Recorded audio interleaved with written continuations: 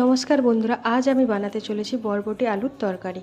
প্রথমে বরবটি আলুটাকে কেটে নেব। তারপর একটা কড়াই বসিয়ে তাতে জোয়ান, কালো জিরে, একটা তেজপাতা এবং একটা শুকনো লঙ্কা দিয়ে ফুটনে দিয়ে দেবো। তারপরে কেটে রাখা বরবটি আলুটাকে দিয়ে দেবো। কিছুক্ষণ ভাজার পর হলুদ গুঁড়ো এবং লবণ দিয়ে ভালো করে ভেজে নেব। ভালো করে ভাজার পর এক লঙ্কা গুঁড়ো দিয়ে একটুক্ষণ নেড়ে নেব।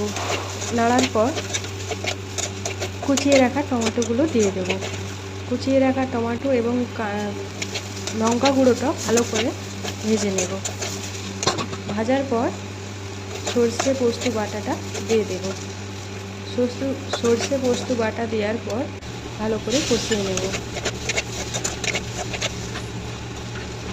সর্ষের কাঁচা গন্ধটা চলে যাবে এবং সুন্দর একটা স্মেল আসবে। তারপর জল ঢেলে দেবো।